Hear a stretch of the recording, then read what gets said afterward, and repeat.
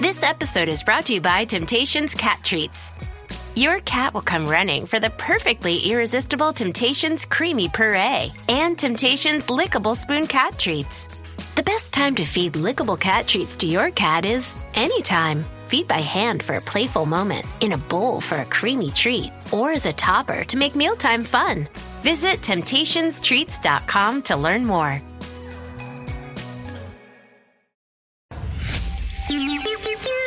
It's the 77 WABC News Hour. Sponsored by Secure Cash, LLC. Talking the news with Noam Laden. All the news you need to know with Joe Nolan, traffic, Justin Ellick, sports. And now, Talking the news with Noam. On 77 WABC. Yes, that's me, 5 o'clock. Good morning. It is Monday, April 21st. Your forecast from the 77 WABC Weather Center.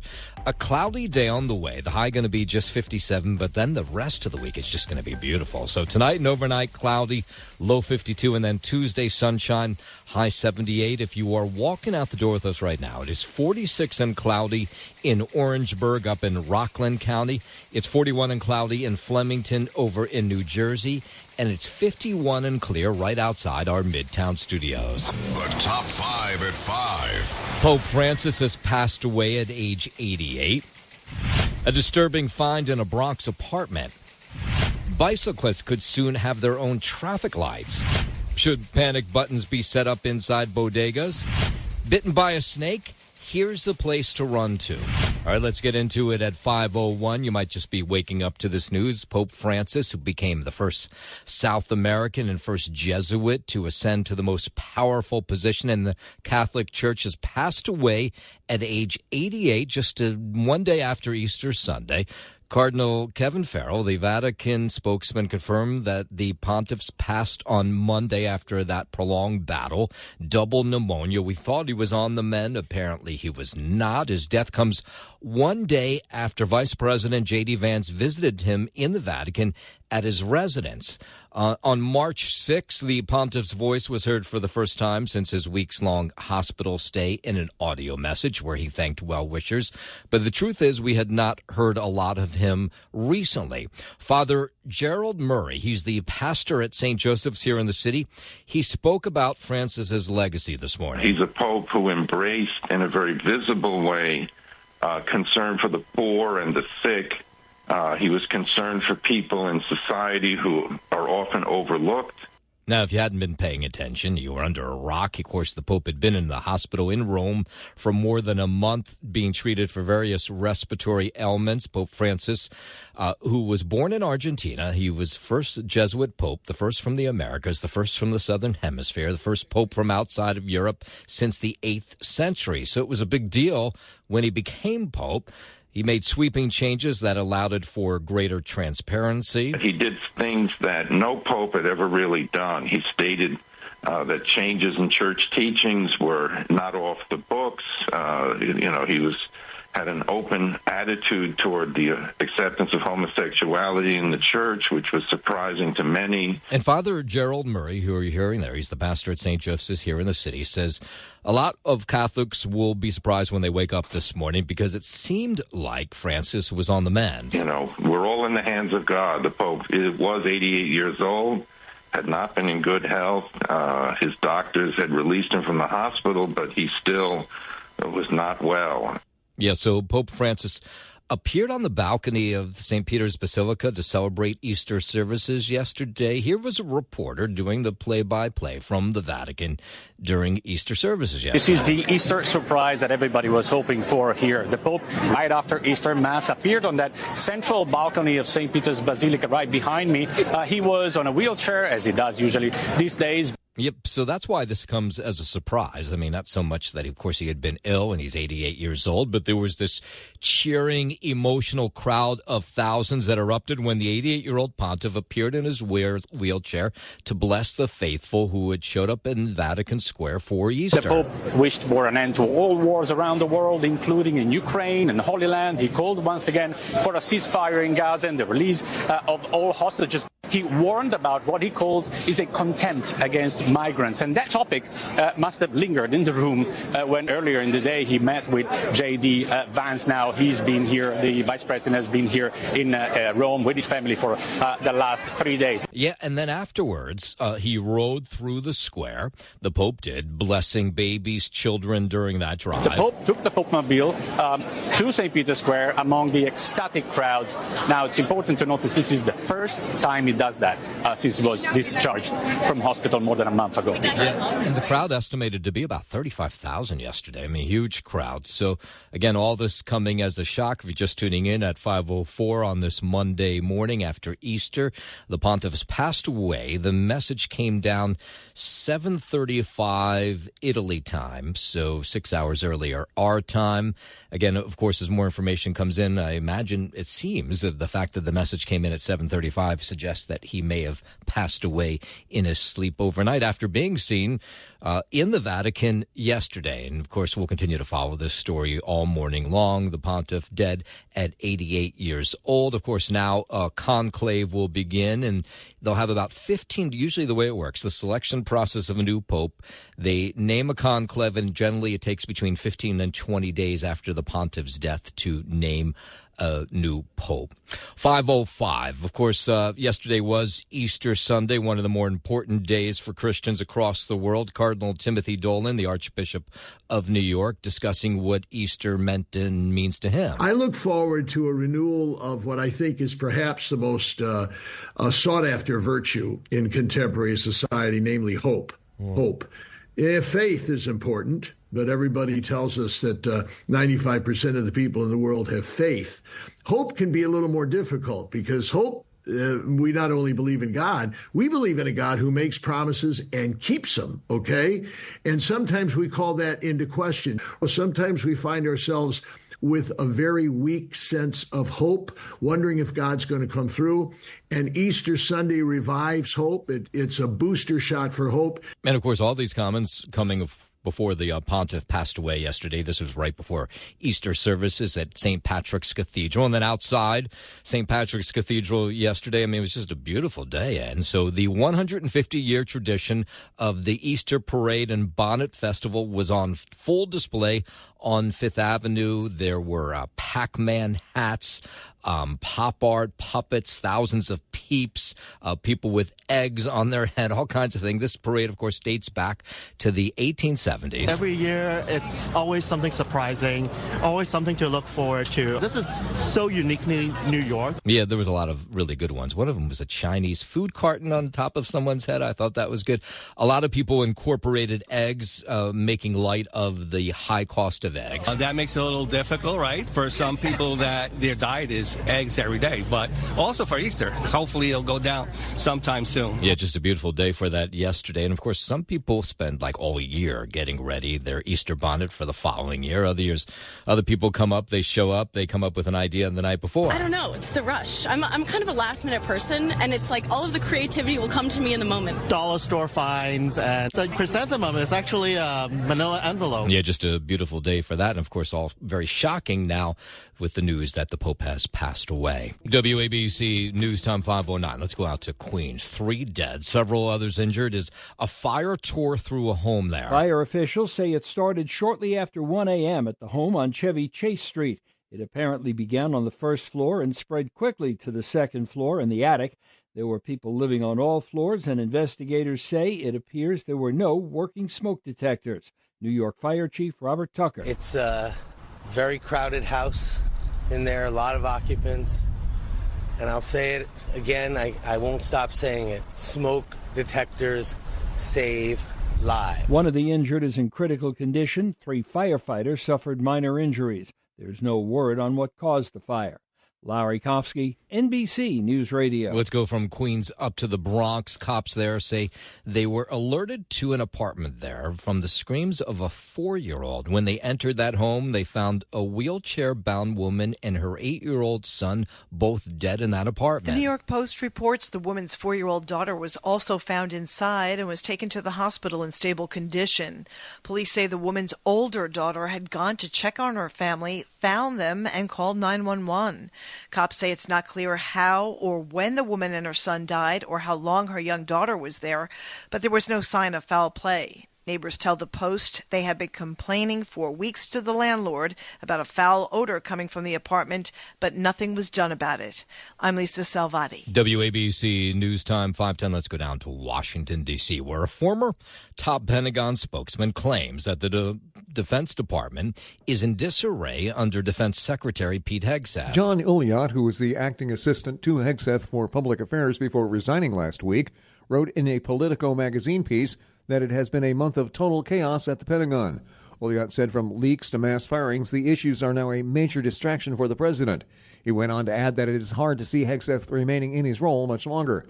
CNN reported Sunday that Hegseth had shared military plans regarding an operation against the Houthis in Yemen with his brother, lawyer, and wife across the Signal app. Hegseth's brother and lawyer both have jobs at the Department of Defense, although his wife does not.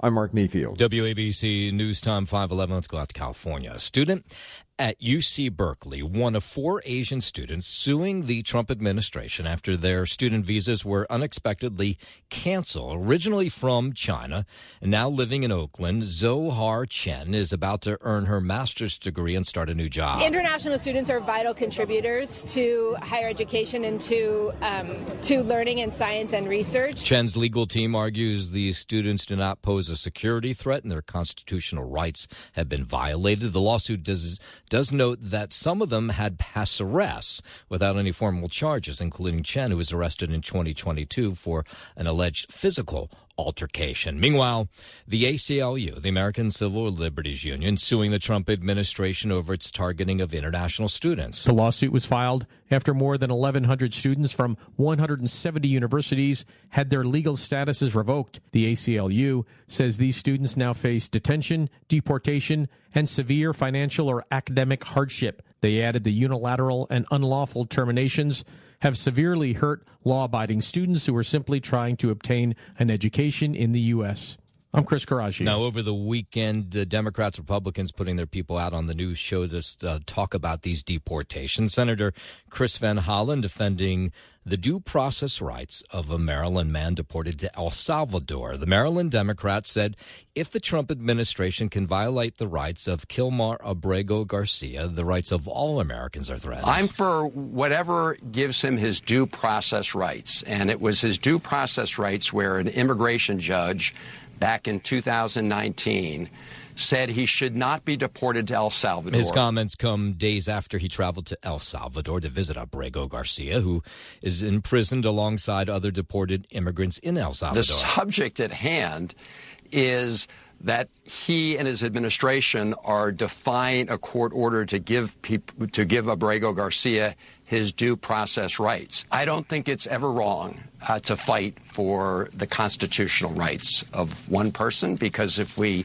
give up on one person's rights, we threaten everybody's rights. But President Trump's border czar says the administration followed the law when it deported Abrego Garcia to El Salvador. Tom Homan defending the deportation of Abrego Garcia, repeating allegations that he is a gang member. And we have followed the Constitution. We have followed the law. I am confident that everything we've done is follow the law and is within the constitutional constructs. Absolutely. Homan on the news shows as well this weekend says the White House was allowed to deport Abrego Garcia under the Alien Enemies Act, even though the administration admitted in court that he was deported due to an administrative error. Homan went on to criticize Van Hollen, the senator you heard from before, for going to El Salvador to meet with Garcia, calling the deported man a terrorist. We'll do whatever the law says we have to do, and what I think. I stand by the fact I think we did the right thing here. What bothers me more than that is a U.S. senator traveled to El Salvador on taxpayer dime to meet with an MS-13 gang member, public safety threat terrorist. WABC News Time 514. Let's go overseas. U.S. officials reportedly made very good progress during a second round of nuke talks with Iran. President Trump's special envoy Steve Witkoff held both direct and indirect discussions with Iran's foreign minister during their 4-hour meeting in Rome this weekend. An administration official says the U.S. has agreed to meet next weekend for a third round of negotiations. Oman's foreign ministry, which mediated the talks, said both sides agreed to enter the next phase of discussions, which, quote, aimed to ensure Iran is free of nuclear weapons in exchange for the lifting of U.S. sanctions. I'm Jim Forbes. WABC News Time 5:15. Let's head over to the 77 WABC Sports Desk. Happy Monday. Good morning, Justin Ella. Happy Monday. Good morning to you, Noam Laden. We'll start here out in Tampa. Yankees ace Max Fried improved to 4-0 with a 1.42 ERA on the year in the form of 7 2/3 innings of 2 hit balls, shutting out the Rays en route to a 4-0 New York win. Fried was hitless through 7 innings and was about to throw his first pitch of the 8th when official scorer Bill Matthews announced he changed a 6th-inning Yankees error into a hit.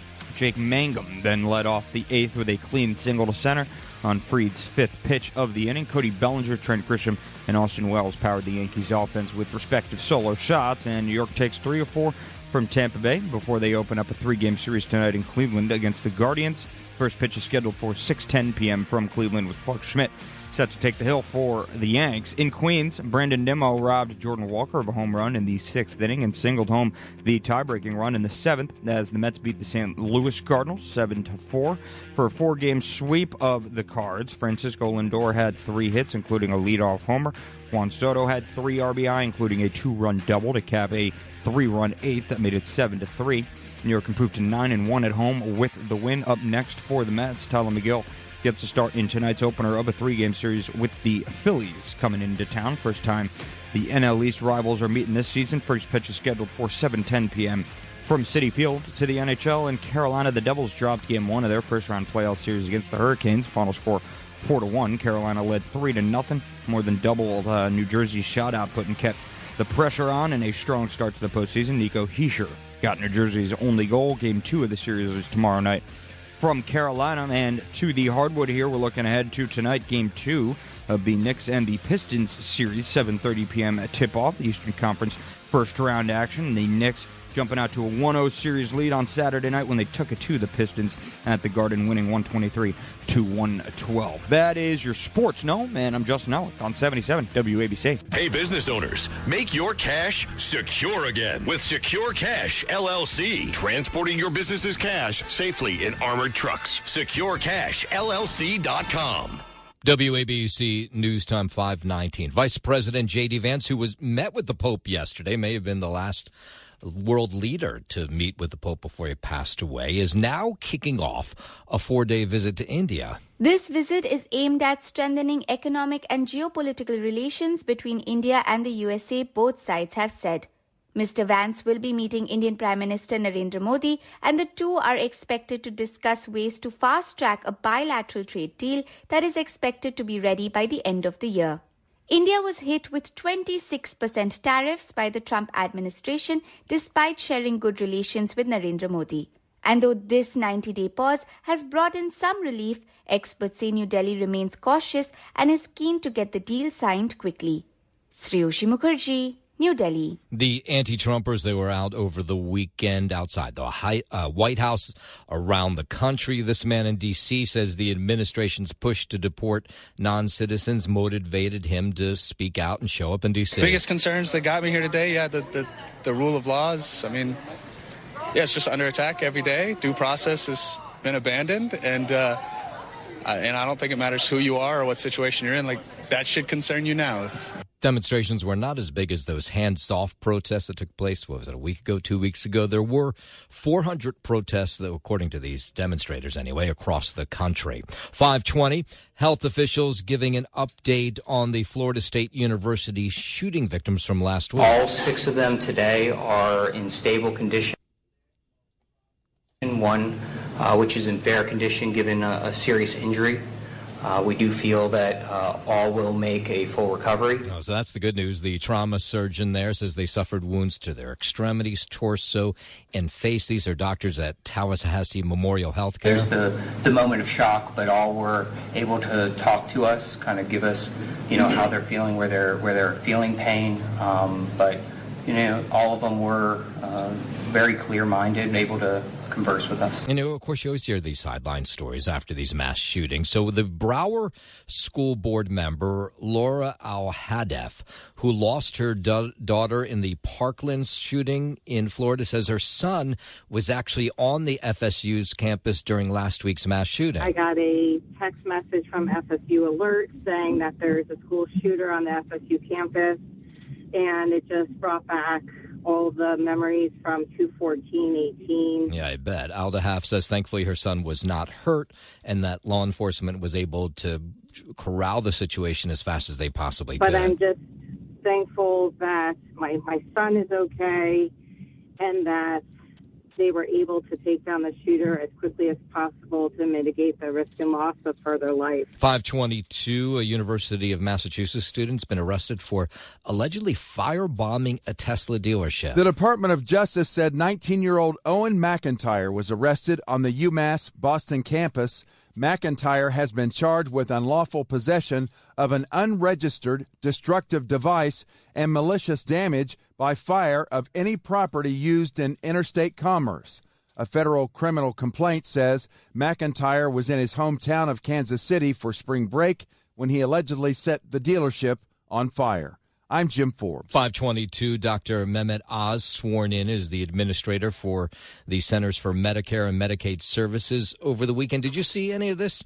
He let his hair go gray, and he definitely looks a lot older for doing so. Dr. Oz then had a sterling medical career in which he became an internationally acclaimed heart and lung surgeon, highly respected. So the doctor says he wants to make the agency function more efficiently. Dr. Oz authored more than 400 contributions to academic and scientific publications and holds several patents for technologies that revolutionize cardiovascular surgery. 523, Saturday marked 30 years since the Oklahoma City bombing. A retired Oklahoma Highway Patrol trooper honored for arresting Timothy McVeigh for not having a license plate. That was before anyone knew he had just blown up the federal building. I always wanted to be an ambassador for law enforcement to show what I did that day is what troopers and law enforcement officers do every day across our nation. Yeah, he's right about that. A new highway sign dedicated to Charlie Hanger over the weekend. Hanger booked McVeigh into jail on a concealed weapon charge, and that's where 2 days later they realized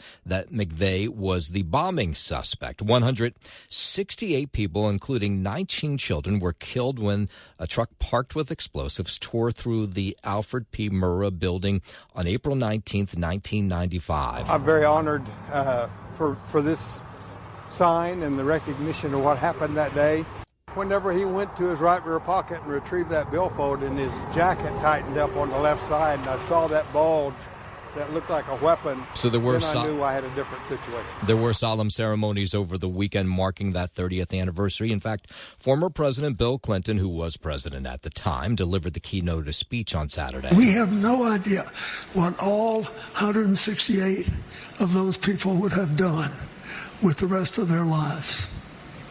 But we do know what they did that was good. We know the love that they generated, which was worthy.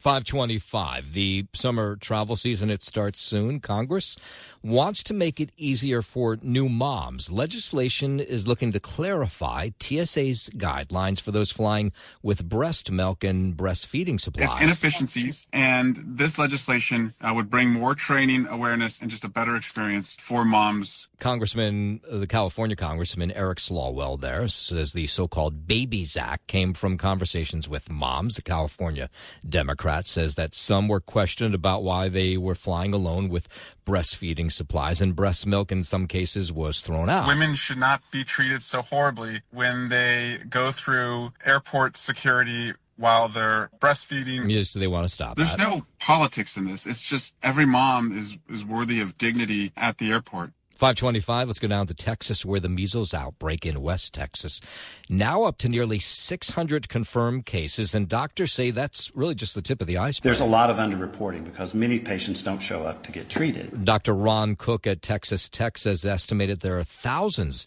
of measles cases circulating. A bunch of states over the weekend announcing they've had their first cases in years. The head of the Lubbock Public Health says before these cases, they had not seen a virus in that area in 2 decades. We've already had 2 deaths a third in New Mexico. Potentially, there's 3,000 cases. Yeah, so in neighboring New Mexico, there are now more than 60 cases linked to the same outbreak. This is all tied to a Mennonite community in Lubbock, Texas, where children are not routinely vaccinated. 526, the USDA's Food Safety and Inspection Service has issued a public alert for pork carnitas products sold at the grocery store Aldi. The product may be contaminated with pieces of metal. The alert applies to 16-ounce packages labeled pork carnitas seasoned and seared pork with juices, slow cooked with citrus. The affected products have a use date of June 30th or July 1st printed on the side. The Food and Safety Inspection Service urges consumers to not eat the product and discard it.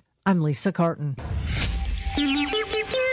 It's the 77 WABC News Hour. Sponsored by Secure Cash, LLC. Talking the news with Noam Laden. All the news you need to know with Joe Nolan, traffic, Justin Ellick, sports. And now, Talking the news with Noam. On 77 WABC. Yes, that's me, 535. Good morning. It is Monday, April 21st. Your forecast from the 77 WABC Weather Center. A cloudy day on the way.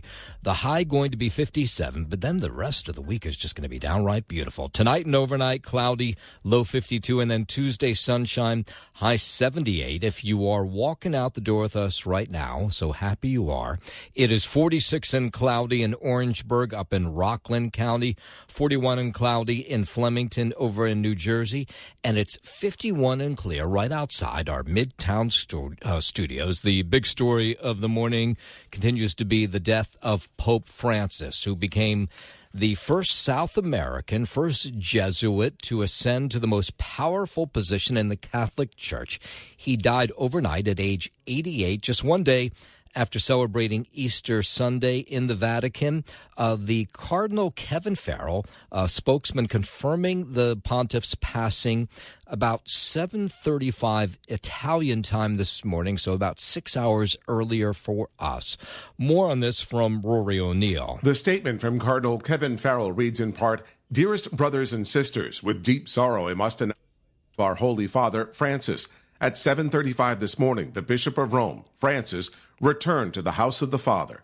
His entire life was dedicated to the service of the Lord and of His Church.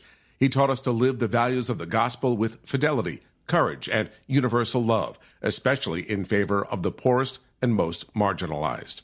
I'm Rory O'Neill. Now, the Pope's death comes just less than 24 hours after Vice President J.D. Vance visited him in the Vatican at his residence. Apparently, they had just a very short conversation. We're going to get more into this. We're going to deal with some of the reaction that's coming in, including from some local clergy. WABC News Time 5:38. The pontiff's death is not shocking in that his health had been not great over the last couple months, battling double pneumonia, got out of the hospital. It's more shocking in the fact that he made an appearance for Easter services yesterday. Here's correspondent Claudio Lavango, who was in the Vatican and said this was a very special moment. This is the Easter surprise that everybody was hoping for here. The Pope, right after Easter Mass, appeared on that central balcony of St. Peter's Basilica right behind me. He was on a wheelchair, as he does usually these days. Yes, so there was a cheering and emotional crowd of thousands that erupted when the 88-year-old pontiff appeared in his wheelchair to bless the faithful. The Pope wished for an end to all wars around the world, including in Ukraine and Holy Land. He called once again for a ceasefire in Gaza and the release of all hostages. He warned about what he called is a contempt against migrants. And that topic must have lingered in the room when earlier in the day he met with J.D. Vance. Now he's been here, the vice president has been here in Rome with his family for the last 3 days. Yeah, and then he rode in the Pope Mobile through, the crowd, blessing babies and children during that drive. The Pope took the Pope Mobile to St. Peter's Square among the ecstatic crowds. Now it's important to notice this is the first time he does that since he was discharged from hospital more than a month ago, Peter. Yeah, so about 35,000 people were there yesterday, and that will be the crowd that will have seen him for the very last time. Father Gerald Murray, he's a pastor at St. Joseph's here in the city. He spoke early this morning about the Pope's legacy. He's a Pope who embraced in a very visible way concern for the poor and the sick. He was concerned for people in society who are often overlooked.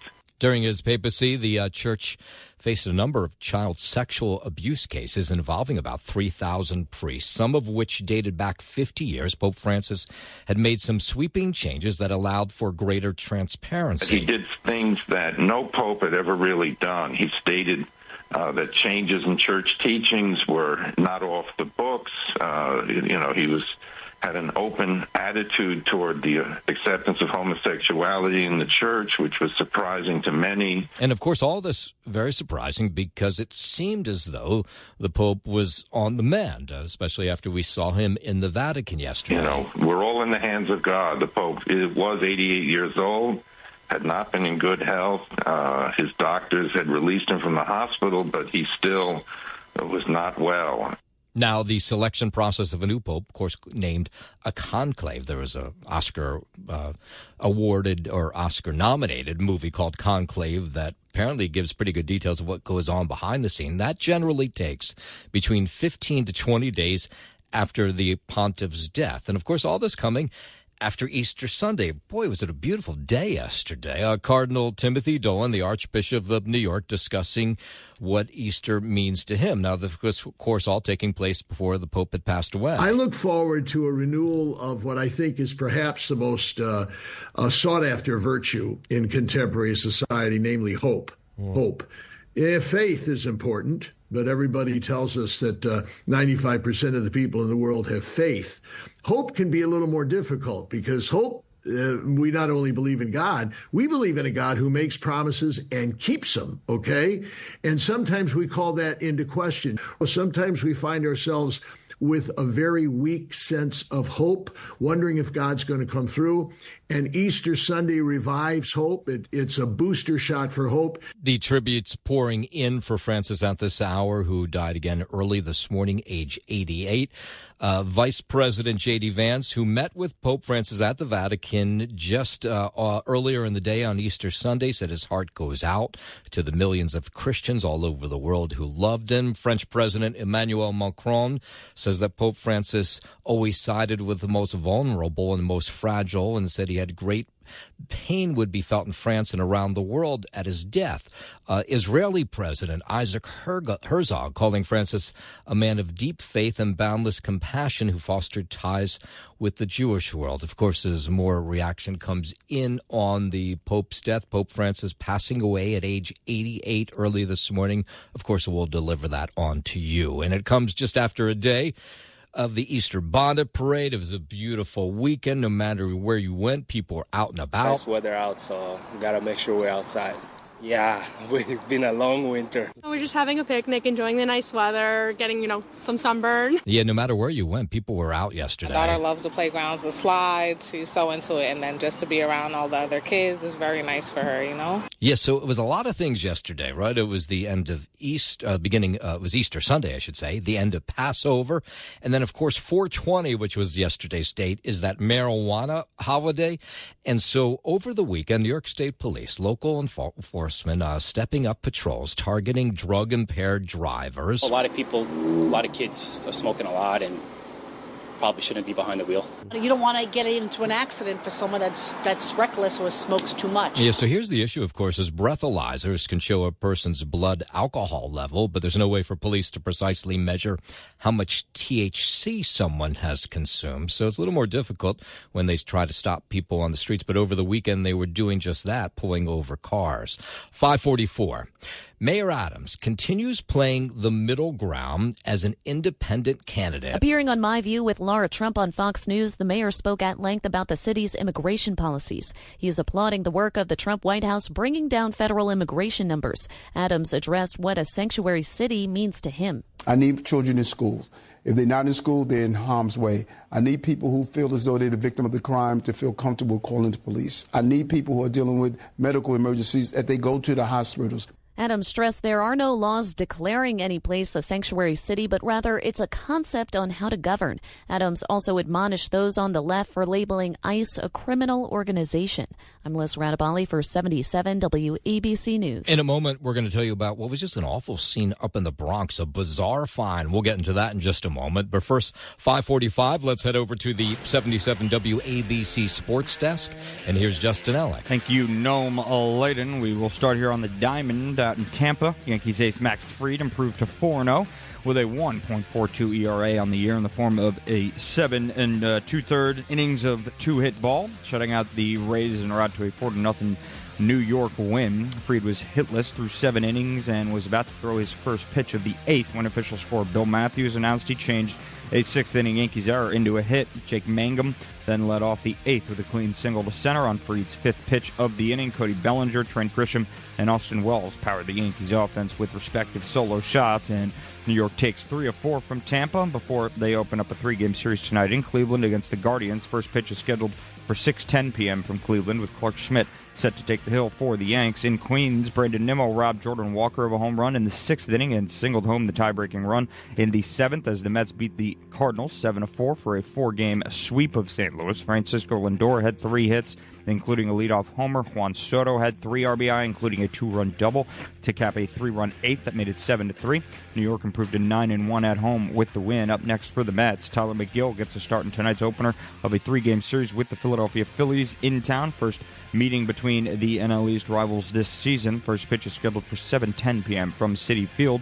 To the ice in Carolina, the Devils dropped Game 1 of their first-round playoff series against the Hurricanes. The final score 4-1. Carolina led 3-0, more than doubled Jersey's shot output and kept the pressure on in a strong start to the postseason. Nico Hischier had New Jersey's only goal. Game 2 of the series is tomorrow night from Carolina.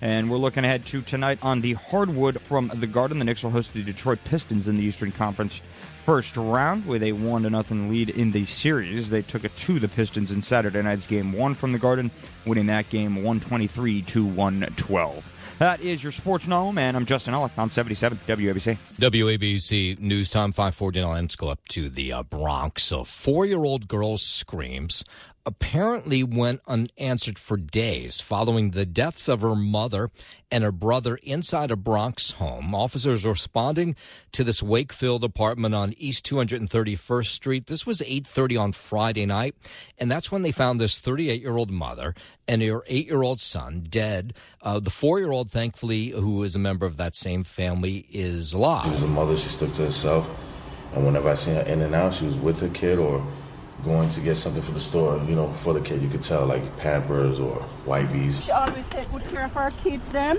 and she always outside with her kids. She always talk to them. She always talk to me. Neighbors telling police they heard the young girl screaming for days before another daughter and the mother's dad visited the apartment for a wellness check, and that's when they made the grim discovery. It's kind of scary. My head hurt. 4 years ago, she was walking up and down. And one day she scared me because she said, I'm gonna. So it's not clear how long the mother and son had been dead before Friday's tragic discovery. The 4-year-old was taken to a nearby hospital to be evaluated. This is the important part, though. The NYPD is not calling their deaths suspicious pending results from the medical exam. This area is not the best area at all. The woman used a wheelchair, and the boy had severe form of autism and had disabilities. Again, the medical examiner will determine their causes of death. 5:50, it was a close call for dozens of families who had to run out of their burning building in the Bronx yesterday with very little warning. The FDNY investigating the cause, but these neighbors on Cypress Avenue in Mott Haven, top floor of 6-story building, they had to race out. The fire spread from one end to another across the top floor, causing some major damage. Here are some neighbors who said that the fire alarms never went off, the smoke detectors, and so they were inside as these flames were burning around them. In the house. My neighbor called me. Everybody's out of the building except us. And we didn't know. We just heard, she was cooking and We lived on the second floor, so we didn't know it was fire in the building. Yeah, that couple was making Easter dinner. This also posed a challenge for the FDNY, so they brought in about 180 firefighters and EMS. 2 firefighters, 3 residents suffered minor injuries. A grandfather treated at the scene for minor injuries. All, of course, upsetting everybody's Easter dinner. So many who had had their Easter dinner underway. Our ladder companies worked feverishly to cut many openings in the roof and to open up that top floor ceiling to expose the fire. Yeah, so not clear what started this fire. Some people who live in the top floor of that building, for the meantime, were put into a temporary shelter. 5:52. 2 teenagers, 1 man, were hurt during a stabbing over the weekend in Midwood, Brooklyn. Authorities say it happened about 10:45 p.m. Saturday night along Foster Avenue. But it's a family-centered, area. So that's crazy that's going on. I've never heard that going on around here. I'm going to call my friends to try to, when I'm working at night, because I don't want to be caught in one of those situations. Yeah, a 16-year-old stabbed 5 times in his abdomen. A 17-year-old boy stabbed twice in the lower back. A 24-year-old stabbed in the left side. We don't know what ignited this feud, why they were stabbing each other, but neighbors, of course, very worried. The weather has gotten nicer, so more people are going to be out, but I think that people should be more cautious of, their surroundings and where they're going, especially if you have, younger children. Yeah. Police in the Bronx, meanwhile, looking for a man in connection with an attempted rape of an elderly woman. Authorities say the attack took place early Friday afternoon near Creston Avenue and East 184th Street. Cops say the man, described as roughly 6 feet tall, 165 pounds, with long gray hair, approached his 70-year-old victim from behind and attempted to sexually assault her before running off. Cops have released surveillance video of the suspect, seen apparently not wearing pants, walking down a flight of stairs. Anyone with information is asked to call Crime Stoppers, 1-800-577-TIPS. Larry Kofsky, NBC News Radio. From the Bronx, we go to Queens. A bicyclist is dead after colliding with a fire truck. Police say it happened in Middle Village at about 4 in the afternoon near 80th Street and Juniper Boulevard North. The New York Post reports the fire truck was responding to a call with its lights and sirens on and was turning onto Juniper Boulevard North when the man on the bicycle came out from behind a car and slammed into the side of the fire truck. The fire truck belonged to the Elite Rescue Company 4, which was founded in 1931 and lost 8 firefighters while responding to the 9/11 terrorist attack on the World Trade Center. I'm Lisa Salvati. WABC News Time 5:54. The Trump Justice Department calling out former Congressman George Santos. Prosecutors with the Eastern District of New York wrote in their pre-sentencing filing that Santos showed no signs of remorse. They noted Santos complained on social media about being a victim. Santos has pleaded guilty just 2 weeks ago, then denied using campaign cash to buy luxury goods, which he has previously admitted to. The Republican who briefly represented parts of Nassau County and Queens faces a minimum of 2 years in prison when he's sentenced on Long Island next Friday for wire fraud and identity theft. I'm Liz Radabali for 77 WABC News. New York City Department of Transportation is going to install traffic lights now for bicyclists. And drivers say it's about time. So these traffic lights will sit about 5 feet off the ground. So they are eye line with cyclists in the bike lane. But drivers, they say they hope it works, but they say these bicyclists are kind of reckless. That don't work. You got one for a bike stop, 157 for 8th. They don't stop for that. They keep going. They don't even follow the lights for the bicycle now, so I doubt they're going to follow the rules. I mean, they have the same lights already up there. I mean, they do abide by it. The first bicycle traffic light installed on 69th and 3rd Avenue, but the DOT plans to install more of them in the coming weeks and months. There's got to be some new laws enacted, some new ordinances enacted, something to curb what's going on with these bikes right now, because they're flying. You know, you step off a curb, you're taking your life into your hands. Yeah. The bicycles don't follow the rules. They're constantly jumping in front of the truck. We're constantly hitting on our brakes. Yeah, they need to ticket more of those bicyclists. I mean, whether you're walking or riding in a car, you seem to have to dodge these guys all day long. We'll end with this story. If someone gets bitten by a snake in the tri-state, there's a good chance they'll be sent to the Bronx, to Jacoby Medical Center, because Jacoby and the Bronx Zoo are working with treating patients with all different kinds of snake venoms, and they have the antidote to those snake venoms. So chances are, if you're bitten by a snake, you'll be rushed to the Bronx. Generally, we'll get a call from Poison Control requesting an antivenom, and then we work directly with Jacoby, who will send someone here to pick the antivenom up from us. So the antivenom is at the zoo. They hand it over to Jacoby, and then Jacoby gives it to the patient who's been bitten. And again, patients come in from Connecticut, New Jersey. I mean, there's not a lot of snake bites here in the city. If we believe that an envenomation has occurred and it's causing significant symptoms for the patient that could be life, limb, or otherwise health-threatening, then we would use an antivenom. Yeah, so they say the first thing you should do if you're bitten by a snake is call Poison Control.